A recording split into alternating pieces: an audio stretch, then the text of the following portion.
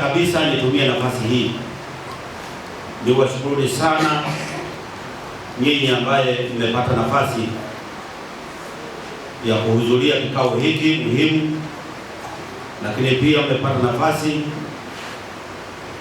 ya nyinyi kupata mikopo katika kipindi hiki.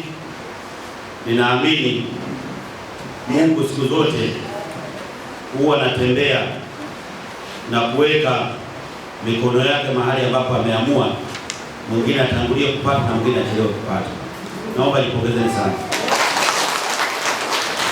Kama ambavyo wametangulia wenzangu kusema, halmashauri ina nafasi kubwa ya kutoa mikopo ya 10%, wanawake, vijana na walemavu. Lakini pia kama ambavyo tunaambiwa nafasi hiyo ipo, nitumie nafasi hii niseme, ndugu zangu, serikali inatupima kwa kuhakikisha tunatoa mikopo 10%.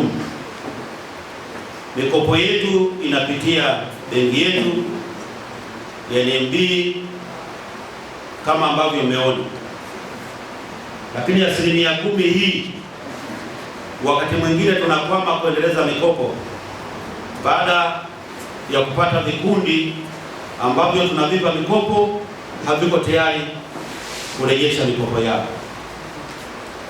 Mikopo hii haina riba, mikopo hii masharti nafuu, lakini lazima ulipe. Sasa bila kulipa huwa tunakwama, kwa sababu hatupati nafasi ya kuendeleza kukopesha watu wengine, kwa sababu waliopata pesa hawataki kurejesha mikopo. Nitumie nafasi hii niwaombe sana nyinyi ambaye leo tuko pamoja nanyi, niwaombe mrejeshe mikopo yenu ili mikopo itembee.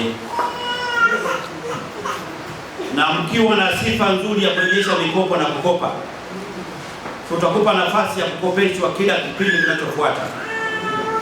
Lakini kama utakuwa huna sifa ya kukopesheka, utakopa mara moja, tutahangaika na wewe ili urejeshe, na ukimaliza hatutakukopesha. Sasa mjitathmini wenzenu, mko tayari kukopa, kurejesha? Mko tayari kukopa, usirejeshe, tuhangaike na wewe au tukufungie dirisha la kukopesha? Hayo mtajaza wenyewe. Lakini pia ni jambo la muhimu sana kuwaheshimu viongozi wenu wanaowasimamia. Afisa maendeleo ambaye ndiye mkuu wa idara katika kitengo hicho, maelekezo yake yapokelewe na yasimamiwe na yatekelezwe vizuri. Lakini pia kitengo hicho kipo chini ya mkurugenzi mtendaji wa halmashauri ya wilaya ya Mpwapwa.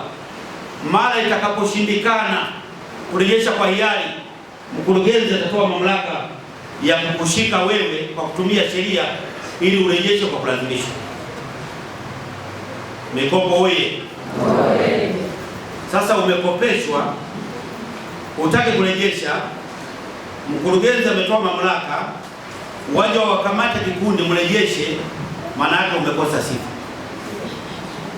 Kwa hiyo msione kama ni jambo la furaha sana kukamatwa, jambo la furaha sana kutumia nguvu kwa ajili ya marejesho, lakini ni namna gani nyinyi kama wana kikundi kujihamasisha na kujipanga vizuri kwa ajili ya kurejesha mikopo yenu.